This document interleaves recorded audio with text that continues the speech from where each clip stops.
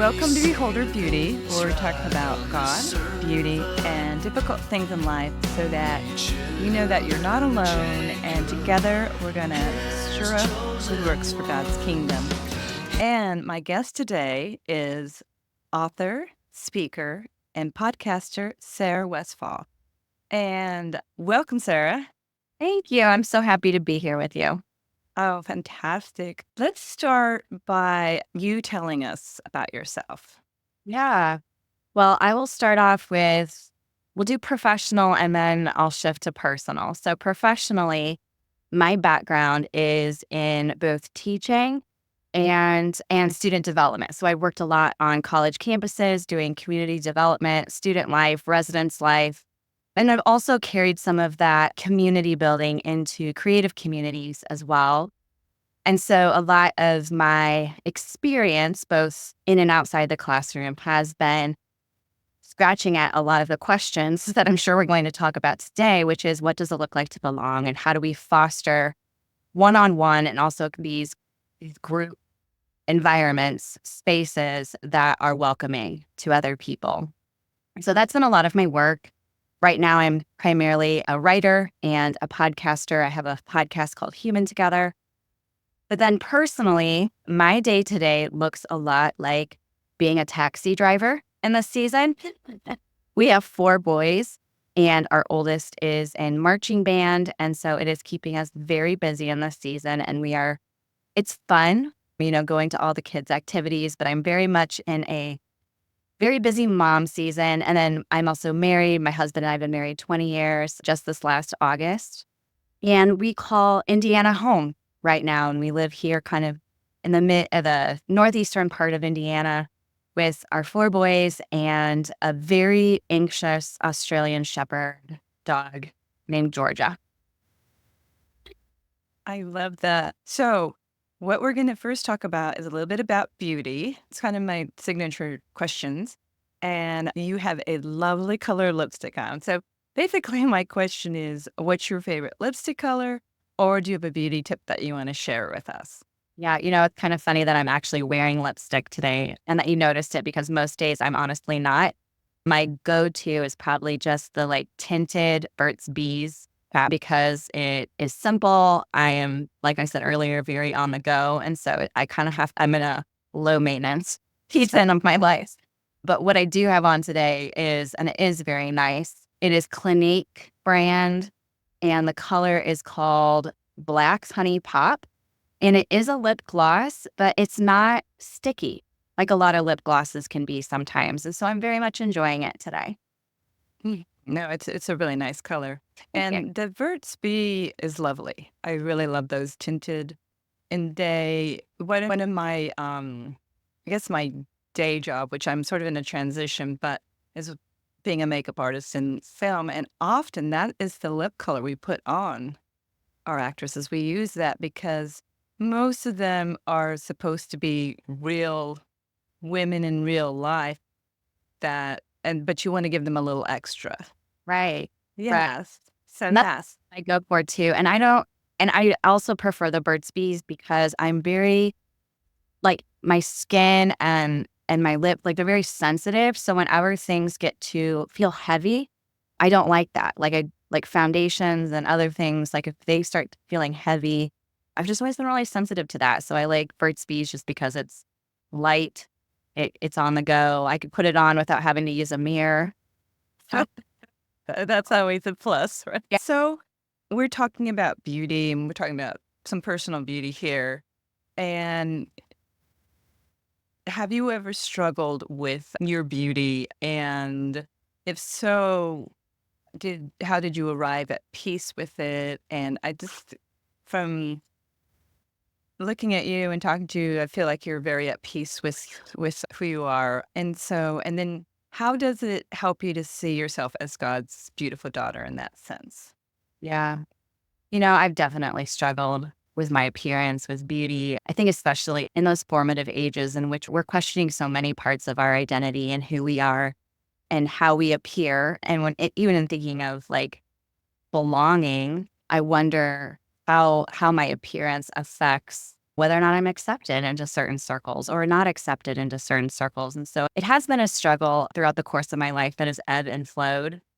And I would say that there was something about the season of having children that shifted some things for me in recognizing the value of my body beyond just its appearance and how it could be strong and do incredible things and had a new appreciation for what my body and what it could do. And so I would say that really became more settled in who I am and my appearance and the figure that I was born with, probably in my 30s. But I will also say I am in a strange season right now. Now that I'm in my 40s, I am beginning to experience some changes again. And it's like just about the time I felt very settled in my body is saying, oh, wait, we're not done yet. What? We've got some changing to do.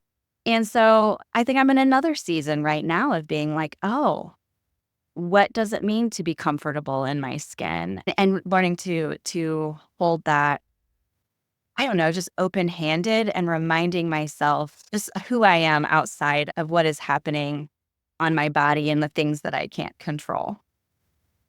Yeah, no, I understand that. You said 65. Let me start there. I'm 65.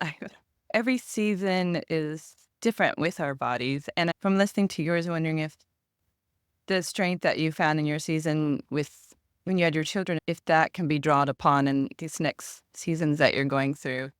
And I guess the only thing from that I can say from my journey is almost like for a moment, it seems like you're in a new season, like because your body's changed. Maybe you move a little differently. Maybe you have to put on a different color of lipstick. Maybe your hair is a little different and everything, but that you can still find life and energy and youth in a sense. And I guess part of the thing for me for that, turning this big 65, which I guess it's a milestone, was that if I look at my life from an eternal view, in God's kingdom, I am a baby because I haven't really been around that long, really, compared to how long I'm going to really be along.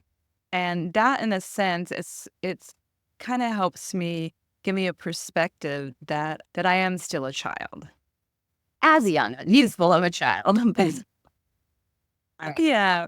So I really liked your book in that because as we do all through the changes of life, some were little girls, some then we're women, and then we're starting getting older because we're going to always change. I mean, every single day, really, there's going to be a sort of, but locking into our faith and knowing that God doesn't change and that's where we can find our strength right there and really like leaning on Him in these times. But still, there are those thoughts, like what you were saying about, am I being accepted into this group because of the way I look? In your book, you talk about the God who sees and how that helps us find our belonging. So let's talk about that. yeah, that has been a really important name of God. There's a lot of names of God in the Bible, but El Roy, the God who sees, and the God who sees me, has been important to me. It comes from the book of Genesis, the story of the woman named Hagar who was very badly treated and ran away uh, from her. She was a slave girl and ran away. She was pregnant and she found herself in this literal desert and alone. I don't even know if she really knew where she was going. She just knew she was trying to get away. And in this place of desolation and desperation, God came to her and she didn't know her heritage was Egyptian. And so she didn't even have a name for this God who appeared to her. And so she named him El Roy, the God who sees me, that in this desert, in this desolate place, that she was not alone. Even when no one else pursued her, no one else was seeing her worth, seeing her value, that God came to her in that place. And while there's a lot of that pieces of that story that are different for me, I wasn't mistreated necessarily in the ways that she was. And in the same type of desperate place, but I really related to those feelings of aloneness and those feelings of wondering if anyone cares. Am I seen? And a lot of that baked into my personality, but I also think that we all collect wounds along the way in our relationships, some big, some small. But I really related to how the God who sees meeting her in that place of desperation really changed everything for her.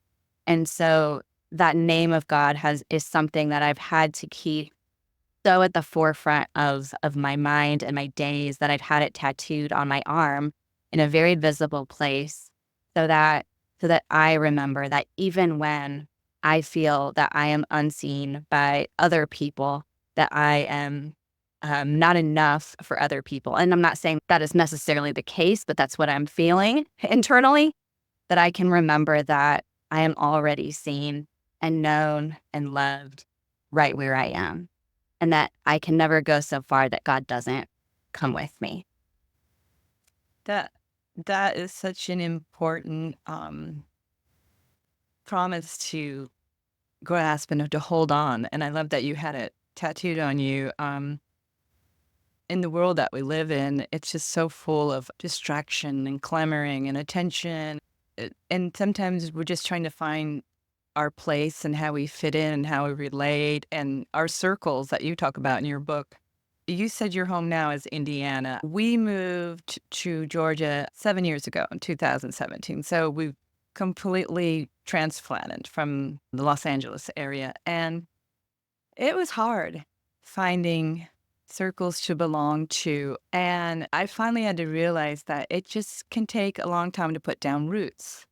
And it's so we're in a flux of maybe talking about maybe making another move. And I'm like going, wait a second, because I know how hard it is, those two roots, to go there. But then I have to have faith in God that wherever He takes us, He will provide those roots. I kept wanting to go to one of the conferences, and just life circumstances came up that I couldn't go.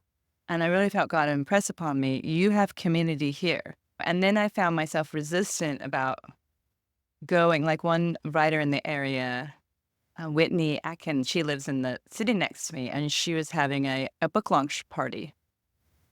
And it was like 15 minutes from me. And I still found myself maybe making excuses. Like here I'm considering going to another state, but here, and then I just said, no, you're going. And so I went, and it was great. It was lovely. So it's just sometimes, you know, in your book, you do introduce these lovely concepts and truths about belonging, but sometimes we can be resistant to belonging. So let's talk about your journey of discovering belonging and unpack a little bit of that. Like, what do we do when do we have a responsibility in it too? Yeah. It's a really big question. And I've written a whole book about it, and I feel like there's still so much more to say. I feel like my book is like one little piece of the larger conversation. One thing I think is so important, and what you've already said, is that there's this that belonging is this internal sense, and that depending on the season and what's happening in our life, that it can ebb and flow. And though so sometimes we are in a space or with people in which we have this really strong sense of belonging, that we feel welcomed, that we feel like we can be ourselves, we feel like settled in that place. And sometimes that even happens alone. That doesn't necessarily have to be around people, but it's just that sense of being settled and being in who we are in that space. And so there is an ebb and flow to it. I was talking to my own mom not too long ago, and she talked about the season that she's in, where she spends a lot of time with grandkids, but not as much time with her friends, is a new challenge when it comes to her belonging and wondering where she belongs. And so there is an ebb and flow to it. It is not a place of arrival. And so when we talk about my own journey of belonging, it's more so a journey of discovering belonging, not as something that is to achieve or to attain, always waiting for other people to hand it to me, but that belonging is actually something sturdier. It is also a way of being in the world. And so when you ask about what is our part, what is our part to play, because belonging is so very internal, it is very closely linked to our identity of knowing who we are, but in terms of our personality, our likes, dislikes, wants, desires, all those things, but also who we are as God's beloved, and of believing in that love and letting it settle so deep in our bones that no matter that we know that welcome, that image bearerness is within us, and that cannot be robbed by place or by people or not being welcomed into certain spaces. So there's a lot of the identity aspect to it. The other part of it is attachment. And while we cannot necessarily, and so there's the attachment to God, and there's also attachments to other people that affect our sense of belonging. And so cultivating that connectedness with God. But then also when it comes to our connectedness with other people, something that I have had to change in my own perspective of belonging is not always waiting for it to be handed to me and not putting the pressure on places or people to fulfill that sense of belonging in me. That rather, there is something that shifts internally when we begin to ask ourselves, how can I be that person of welcome to other people?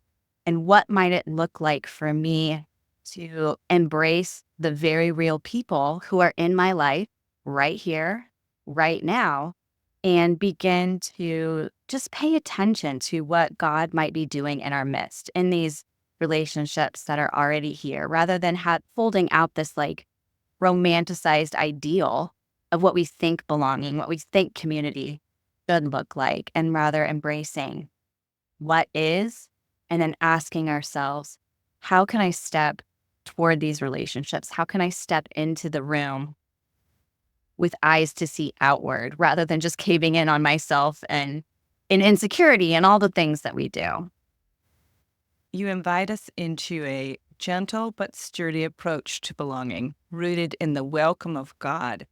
And then this quote is on your website. But what if belonging, this is so powerful, what if belonging is not dependent on particular people and places, but a way of being in the world? So how would we first try to make that switch? I think it's many things. I think that in order to begin to reframe how we think about belonging and then to begin to cultivate these spaces and sense of belonging no matter where we are, I think we do have to begin with this like reflectiveness within ourselves, that we do need to take some time to really recognize what is it that we want. One of the first questions Jesus asked in the book of John, some of John the Baptist's followers started following Jesus, and had Jesus like turns around to them, and instead of saying like, "Why are you following me? What are you doing here? What do you?"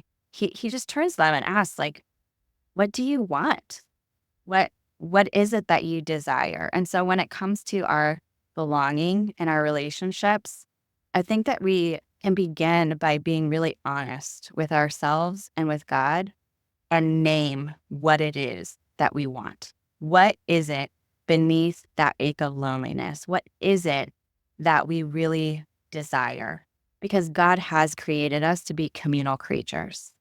And as much as relationships are incredibly difficult, even our closest ones can be incredibly difficult, that there is still something about our identity that is not complete without the presence of other people. And so being able then to name what it is that we want and allowing God to take that and to shape that, I think is really important, because I think so often, because loneliness often feels just like uncomfortable. We don't want to stay in that lonely state. We don't always want to look at the fact that we feel out of place, or that we feel like the outsider looking in. Those are really uncomfortable and not desirable feelings that we have most of the time. And so we don't want to look at them. But if we don't look at them for a little while and ask them some important questions as to what is going on here beneath the surface of our lives, we're not going to really know what it is that we feel as lack within our lives. And so I feel like that's like internally a really good place to start when it comes to walking into a room and that has however many people, familiar or not, strangers, it probably doesn't really matter. But one thing that I have just started doing, and I don't think I necessarily wrote about this in the book, but it comes from a lot of the concepts of the book, is letting myself have a moment to ask, like, especially if I'm like nervous or don't want to go and I'm like starting to cave in on myself, I'm just asking God to help me be a person of welcome in that space, to walk in with eyes that will see other people and be present with other people in that moment. And just a second. Sorry, my voice started getting dry. And even just that simple practice of pausing before I enter a room, before I'm going to be in the presence of other people, helps me not focus so much on myself, but on the people that are there, that have equal desire to be seen, known, safe, enjoyed, respected, and all of that. And it just really helps me, who has a tendency to cave in on herself, not do that quite so much. Yes, I feel so much better because it's no longer about me. It's about how can I connect with somebody? How can I be of service to somebody? How can I see somebody? And then that way takes all the worry and pressure off me having to be, you know, accepted or whatever. If I'm accepting first. And so from that, let's go into in your book, you talk about the parable of the prodigal son from Luke 15. Now, I've read your book, so I know why that parable, and I love that parable. You unpacked a whole nother side for me. So for our listeners, why that parable? Yeah. You know, whether or not we grew up in the church or now whatever our relationship is with the church, I think that most of us in the wider culture are familiar with what we call the story of the prodigal son. I prefer to call it the story of the two lost sons because I think they were both lost in their own way in that story. But they didn't ask me when they put the headings in the Bible, and that's okay. There's a reason why they did not ask me. But this parable in particular, like you, I don't think I read it through the lens of belonging up until I was still doing a lot of reading and research for this book. And I was reading Henry Nouwen's The Return of the Prodigal Son. And in that book, he's reflecting on both his experience with Rembrandt's painting as well as the story from Luke 15. And he talks about how at different points in his life, he really identified with the lostness of both the younger son and the older son at different points. But toward the end of the book, he reflects how he thinks that the story is not just about seeing ourselves in the lostness of one son or the other, but really it is an invitation to become like the Father, to be the one who moves closer and who invites in, who says, come home. And so for us, the invitation and so much of what has shaped my view of belonging, and it's not just learning ourselves and wrapping our identity and coming home to the Father, but it is in our ongoing spiritual formation that invites us then to be home to one another. What does it look like to become like the Father in that way and extend that welcome in the world around us? And so that became like this missing puzzle piece for me in my own questions about belonging.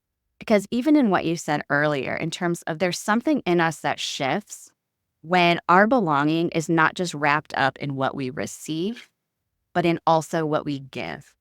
It's hard to even put words to because there is something that happens. It's as if something settles within us when we begin to be the kind of person we want others to be for us, and we're not so focused on just receiving belonging, but also extending it. And so that, yeah, that story has become really important to my journey. Is it okay if we talk about your son? Okay. So first, I'm very sorry that you lost him, what you went through. It's such a powerful, when I was reading that in your book, I was like, oh my goodness. And you wrote, holiness lingered like a dense fog as we became witnesses to something heavy but sacred. Oof. How did this experience further develop your sense of belonging? And was there a moment where maybe a faith struggle at that point? Oh, absolutely. It's so strange how so we lost our son just an hour or so after he was born. I did know in the weeks prior to his birth that that would be the case. We knew that he had a limited life diagnosis and that would not be very long. And so in the time that we did have with our son, there was such a like there was such an intense sense of God's presence in such a way that I almost felt like looking around the room, 'cause the room was actually filled with a lot of our family and some close friends, people who we wanted to be there for that time. And it was almost like I wanted to look amongst their faces because God's presence was so felt and so thick that I was like, surely he's here. Like he is actually in a body here. And I'd never experienced God in that way before. And so, on one hand, one of my worst moments of my life was also punctuated by a palpable sense of God's presence.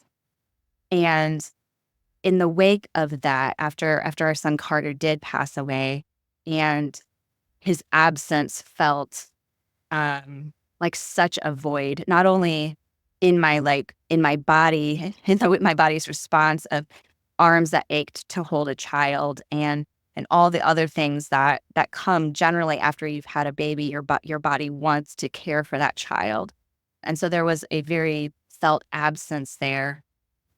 And in that, what also began to shift my sense of belonging was not just that presence, that very real on the ground living out of what is it, Psalm or the verse in Psalms that says God draws near to the brokenhearted. Like I know I lived that. There was a nearness there that I would never have anticipated prior to that. But I also began to experience God in a way that began to break down and then put back together who I thought he was. And so it took a lot of the judgmental, the God who was kind of always watching my behavior, my performance, how I lived out my faith, and kind of was in my mind was in the corner, kind of with eyes or arms crossed, going, "Okay, I love you, but I'm also watching you." That kind of got stripped away in that season as I began to experience the nearness of God amidst my darkest days and began to speak to God in very uncensored, unfiltered, rawest of raw kind of ways. And he didn't leave and he didn't shake his head. He didn't say, "Don't say that word, Sarah." None of that.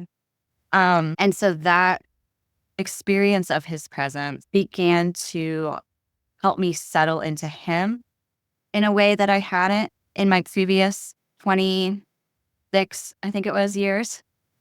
And then has really continued to shape the way that I relate with God and the way that he continues to invite me to settle more into who he has made me to be and in the ways that I relate with other people. Well, he showed up when you most needed him. He was right there.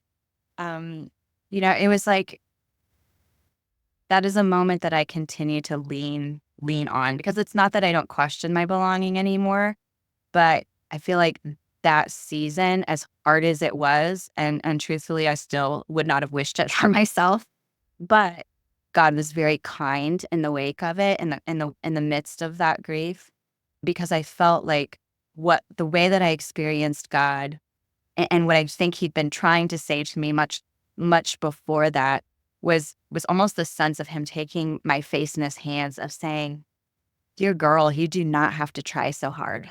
You know, because I had so much of my pursuit of belonging was wrapped up in this pursuit of acceptance, of performing my way to being enough, and both with God, but also in at school and with my family and with my friends, all of that.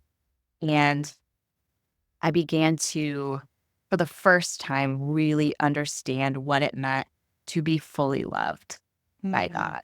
And That's that really did rewire so much. mm. Pieces of our past, whether it's an opinion that we wonder how other people are going to respond to it, we all have this tendency to hide, both from God, but also from each other. And sometimes that's out of survival. Sometimes that's because maybe we don't necessarily need to be transparent with everyone all the time, right? And that's Mhm. okay, and that's good. That's called boundaries.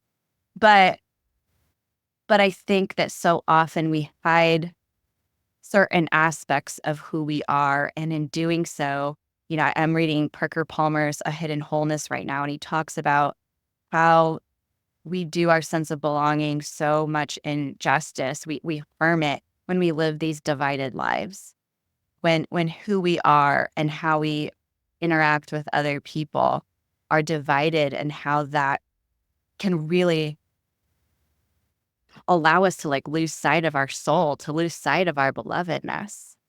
And so, yeah, I think that we're all doing that to some degree, with different things of hiding aspects of who we are. But it is complicated, and sometimes it does take time.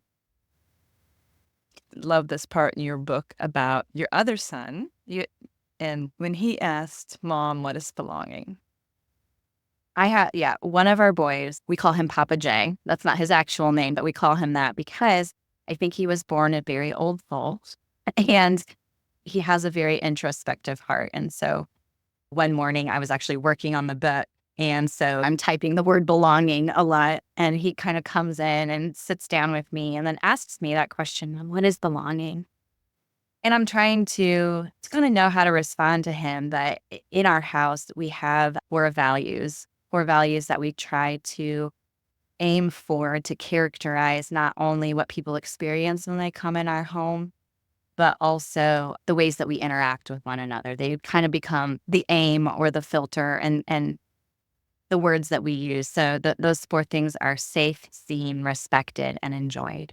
And so when my son asked, "Mom, what is belonging?" I said, "Well, belonging is kind of like, where you're safe and you feel seen and respected and enjoyed, really for who you are." And he responded, "Oh, you mean like home?" And one, I was just like, "Yes, he gets it. He's like 6 and he gets it." But I think that metaphor of home is such a good visual. It's such a good image for us to have in our minds.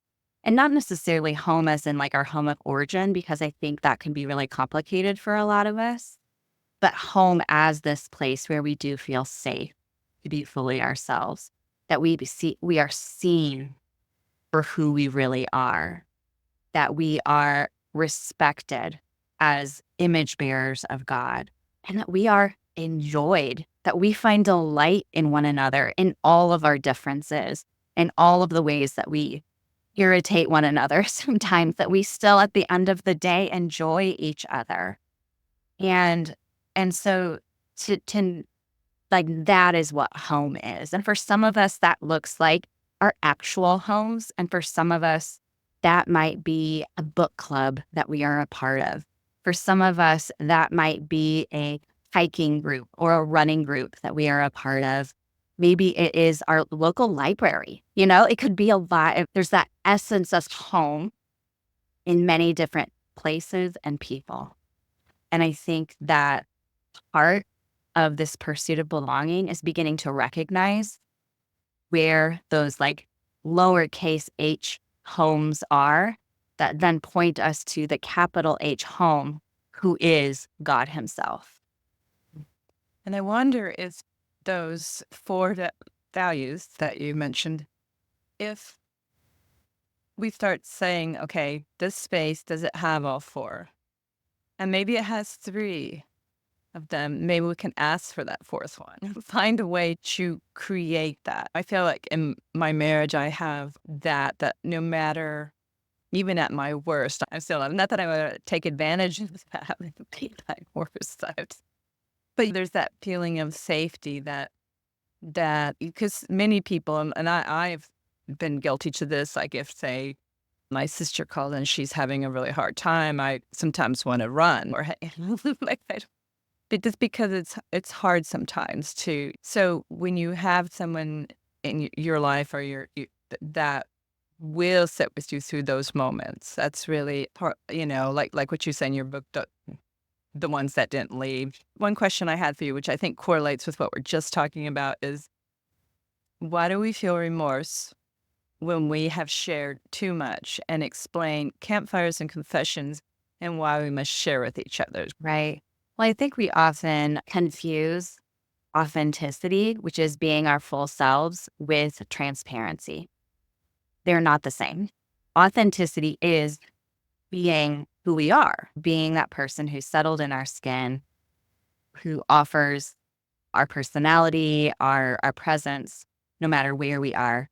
But transparency is about how much we reveal.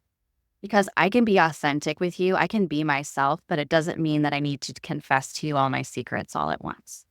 And I think sometimes I get sharer's remorse because I don't let myself go gradually with people. And so, especially when relationships are in very early stages, if it's like a new small group or I just am having coffee with somebody for the first time, the temptation for me is often to kind of name the elephant in the room. Whatever it is, I feel like, let's just get it all out in the open. I'm also not very good at small talk. And so that also is a contributing factor to what can happen. And so often when we overshare, though, what ends up happening is that other person is not prepared to carry the full weight of who we are. They're not prepared. There hasn't been trust built. There hasn't been the gradualness of time that we have allowed the relationship. And so that often scares the other person off, and often rightly so. And they're not ready to hold the weight of that. But then what the unkindness then also to us, and where I think the remorse comes in, is that we become disappointed. We become disappointed that the other person wasn't prepared and willing to hold that with us. And when they don't ask for us to go to coffee again, because they seem a little dodgy, next time we run into them wherever, that can sting. And so I think that we can allow ourselves to be authentic and to pursue connectedness with one another and allow ourselves this gift of allowing transparency to come with time and with trust and letting ourselves take the long view. We're not very good at that right now because a lot of things are instant. We live in an instant type culture. But when it comes to relationships, I think we do ourselves all a kindness when we embrace a longer view and let ourselves kind of move gradually and naturally and organically in these reciprocal relationships that will hopefully increase in vulnerability and transparency as they continue. That was part in your book. That chapter was really instructional and powerful for me because it's navigating that need to want to go deeper and connect and when in it maybe quickly instead of, like you said, seeing the long view, being patient, let it unroll a little bit at a time till you build that trust, but so that they can carry it. It's that sense of maybe more having empathy for the person you're talking to rather than the need for you to be seen or needed or felt or belong. Because if they can't bear it, then we will be disappointed. And I've felt those feelings like where so it really helped me to know the difference between being authentic because so there are times where I thought, well, if I'm not telling people that, especially in my Christian community, am I not being authentic? And no, that's not the truth. They may not be ready for that, for that reality. So it's finding that right time appropriate where there's that trust built where just like what you said, but so that really helped clarify it for me, the difference there, because we can feel that we're not being authentic if we're not sharing every little thing, but that's just chases people away. Right. Well, and I think too, the other person may not be ready, but I think it's also okay if you are not ready to share certain details of your life because there may be things that you hold sacred, either between you and God or hold sacred between you and just a couple people.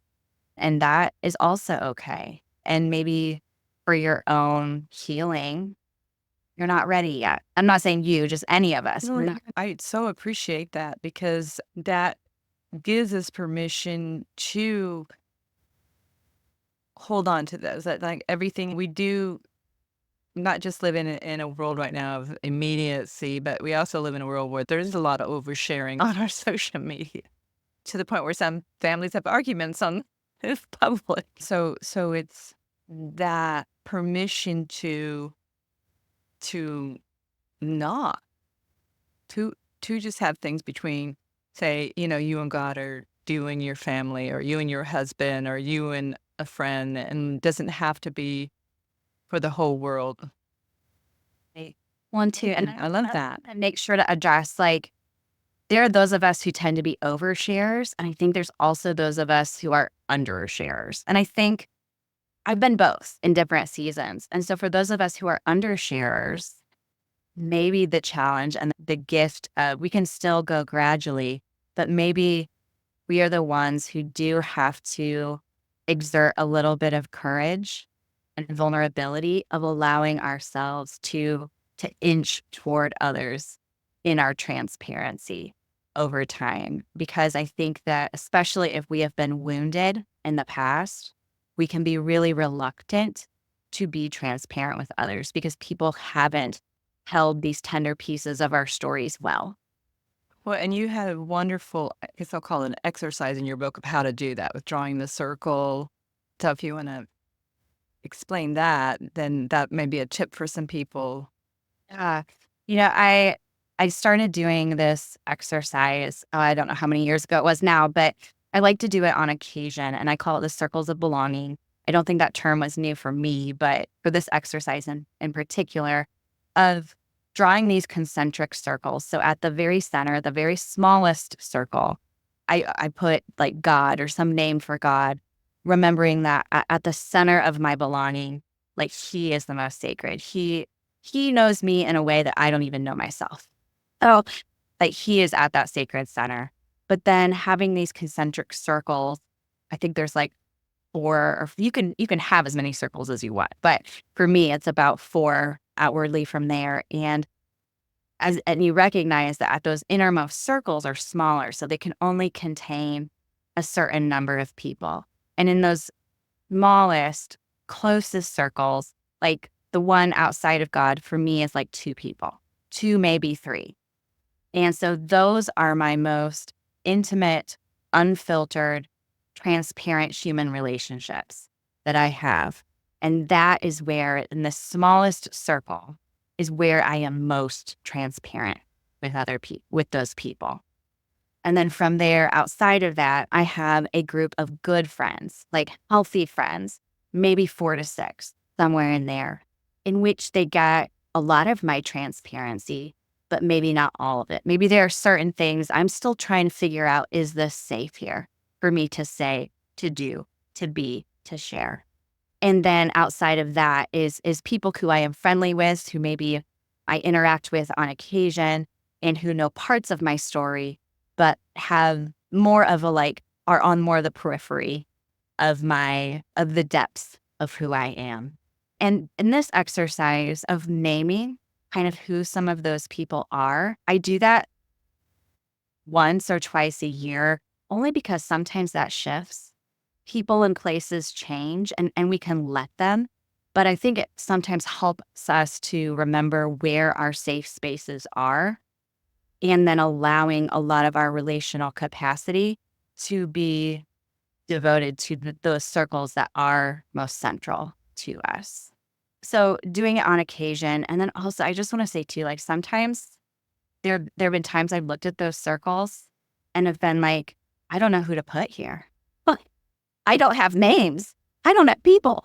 And so then using that same exercise as maybe like a prayer, a way of like a very tangible way of praying and asking God in that exercise, like, God, where do I sense your invitation to begin to draw close with certain people? Are there people in my life right now that maybe I can step toward just a little bit in my transparency or in my intentionality? Who are those people? And where do I sense that invitation from God? And so, yeah, it's been helpful to me and to be able to visually see those names and people and to remember the type of transparency that I offer in different places. Now, I will also say that as a writer, I offer probably a lot more transparency publicly than a lot of people do. And that is also a hard thing to navigate. And I have to constantly be asking God the same question. Like, is this for all readers or is this just between you and me? And so it's hard and it's complicated and it's ever changing. And so I think it's important part of our belonging that we continue paying attention to and asking questions about. Yes. That's really a lot to think about right there. Just, but so many ways to help us to set intentionally pursue relationships, to grow relationships, and also to pray because I've been in that place too. Where are my people? And but then when you pray, then he provides them, and it's an amazing thing. But also, what struck me when you were just speaking about it is the call for us to draw forward to someone when we have that with God too. Like he draws near us, we draw near him. And so often in a relationship with him, we are to be like him, the hands and feet of Jesus, taking that initiative to draw closer to somebody and maybe in little ways. And then if they're not available, then, you know, Of letting it go. There is a lot of open-handedness involved in all of it because I do think, like you said, there needs to be some reciprocity, hmm especially those really closest small circle relationships. Because if it's all one-sided, then there isn't like a generativity. Like what I offer to you isn't just consumed, but it's also then returned and used as life and love and light to be returned. And there's like this reciprocity. There's this like circular thing that happens. It makes me think of that verse in John 17 where Jesus is praying. It's yes, the yeah, way the language itself is very circular. And I think that reciprocity is really important. Uh, yeah, and two, I just want to say too, like with the circles practice, like the numbers are really arbitrary. Like it doesn't really matter what those numbers are, but just recognizing that we generally have fewer people who we need to be fully transparent with. And then allowing ourselves some measure of sacredness with certain things, the wider those circles that come. I think that is so beautiful. And right there, that is the way of belonging right there, because that creates healthy belonging and not unhealthy belonging. Right. Or even two, I mean, there's been some like completely like non like Christian spiritual formation studies, like like science based research studies that say like we as human people can only actually handle so many relationships. Like really. And it used to be as called like Dunbar's number. And it was like 1,000, but really, or it might have even been less than that. I'm not remembering it well right now, but of just saying we actually are made to be spread really thin across like thousands of people. Like it may have been more like 100. We actually have this like limited relational capacity. And if we're honoring that limitedness, that finitude, it actually gives us an invitation to go deeper because we aren't spread so thin across so many. That is important, especially back with social media and all that. I can tell when I'm spreading too thin. I just get very irritable. It happens. I've had, and then the tendency there may be just withdraw. Yeah. But there is a healthy way to do it, like we're just talking about, and then realizing that we are limited beings, and that we should honor that. So let's discuss what you write about in your book, approaching the world as a creator rather than a consumer. And as we kind of tag onto that, and you do address this in the book, what if we feel we're not a creator?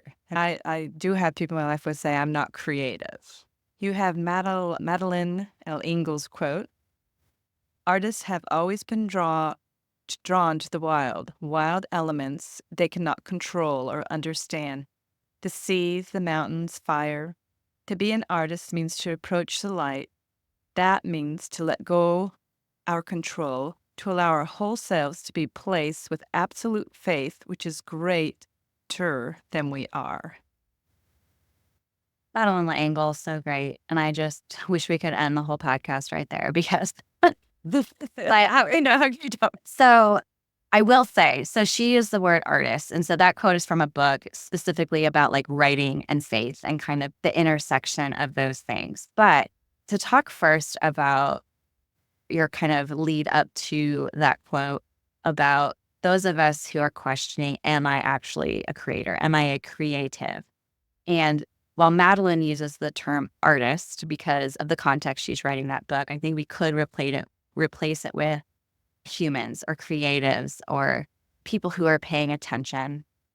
And because I do think we are all creative.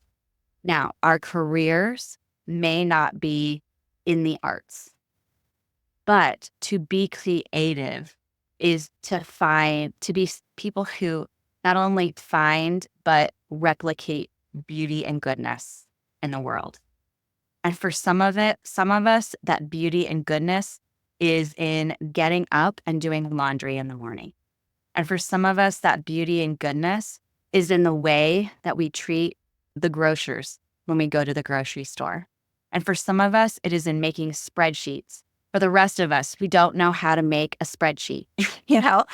And so we are creators by the essence of we were created by God himself, who is our creator, who put in us his likeness and invited us then into the ongoing work of tending and leaning toward, as Madeline L'Engle talks about, leaning toward that light, approaching the light, and then beginning to replicate that in our everyday lives. I think it's just another way of us like becoming like the Father, of what does it look like to replicate this welcome in the world, right where we are, whatever that might look like. And that's the thing I want us to make sure to understand. Like, we're not talking about going out and starting organizations here. We're not talking about having to go out and do big things, but rather looking at our actual lives moment by moment and just paying attention to where beauty and goodness already is, and then kind of leaning into that and replicating it right where we are with the people we are, with our neighbors, with the people who pick up our trash, with, the people who are already right here in our actual lives.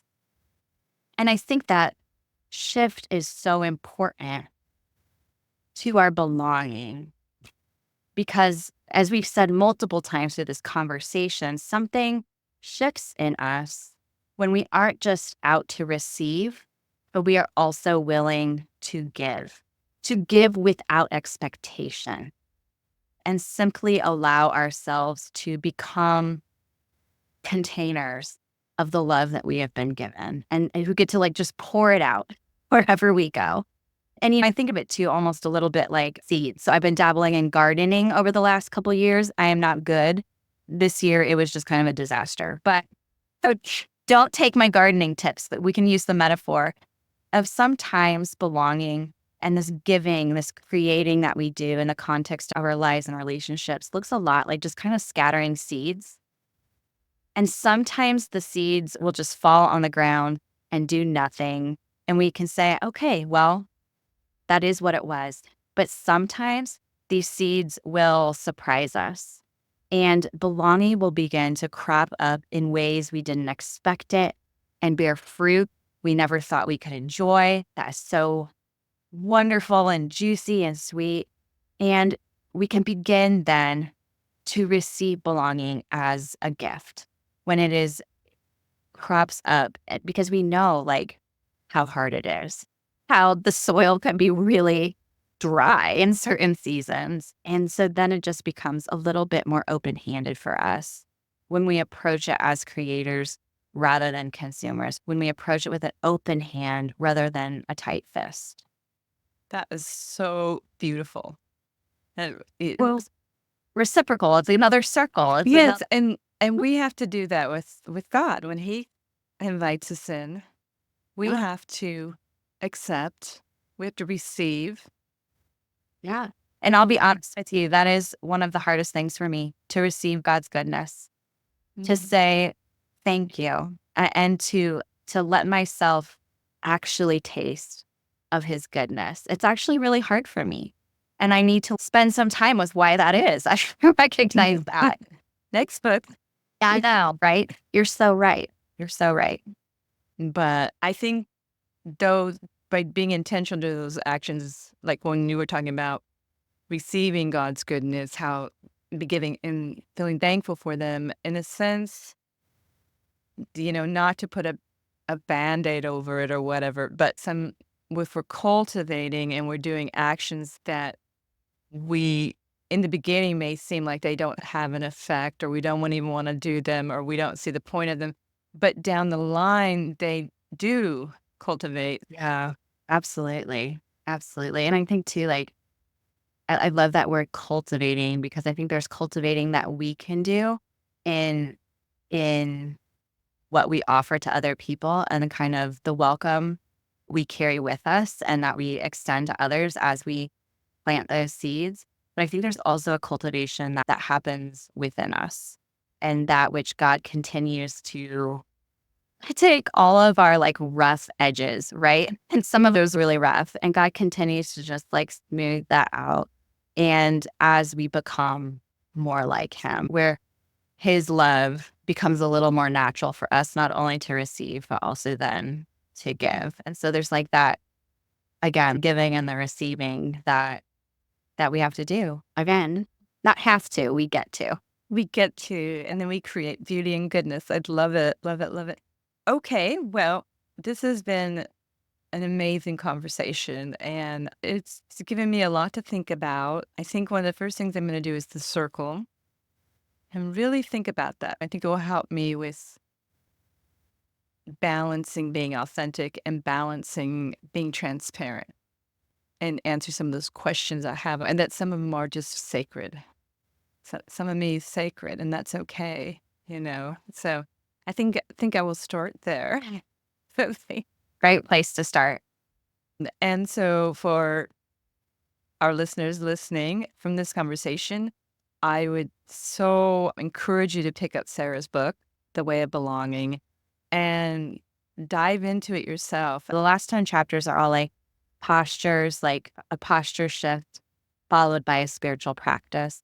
And at the end of each of those chapters is an invitation to both look inward and then also to move closer. So to do something that both cultivates that like who you are question and then also the how we relate. So it kind of goes back and forth between those two types of Right. it. It's a great workbook. I think it's a perfect time for that because autumn often brings up self-reflectiveness where we're thinking, what the end of the year is coming. Does and we're asking questions of God. Is there anything you want us to let go of? Or is there anything we should be doing? And so I think this will be one of the ways that can people go deep with their self-reflectiveness and in this season. So we are at the end of this podcast. And what is coming up for Sarah? Where can everyone find you? Yeah. Well, it's really fun. Starting in November to this will be my 5th year doing this. But on Instagram, I've been doing something called the Liturgy of the Little Things every November, in which is a 30-day challenge to simply notice and name the goodness that we see around us. So you actually set me up really well for this. Thank you. But it is that, just cultivating that practice of paying attention to beauty and goodness in the midst of our actual lives. And so if anyone wants to come find me on Instagram and participate in that, we'll be starting that in November, or even if it's halfway. And it's not, I say challenge very loosely. It's like, come and participate as you can and want to. Most the participants will take a picture and write a few words about where they know Okay. goodness or beauty, and then use the hashtag or tag me in it. And Okay. pretty simple. I'll I be there. we would love to have you. So yeah, you can come find me on Instagram at Sarah Westfall. And then I have a Substack called Human Together that contains both essays and podcast episodes under that same umbrella. Or if you're just like a podcast person, which I'm assuming for people who are listening to this podcast, they might be podcast people. They can listen to the podcast wherever you typically listen to podcasts, but it's called Human Together. Nice. And then would you like to say a prayer for our listeners? I would love to. Thank you for that. God, we recognize that you are with us even here across screens, through earbuds. God, we thank you for the ways that you connect us, the ways that you are infinitely with us in ways that our brains just cannot comprehend. And God, I pray that as we go from here, that we would be attentive to your goodness and to the people who are in our midst. God, help us to be tender toward one another. And God, I pray that you would continue to grow your love within us. And God, help us to have eyes to see other people the way that you see them. In your name, amen. Amen. Thank you for that beautiful prayer.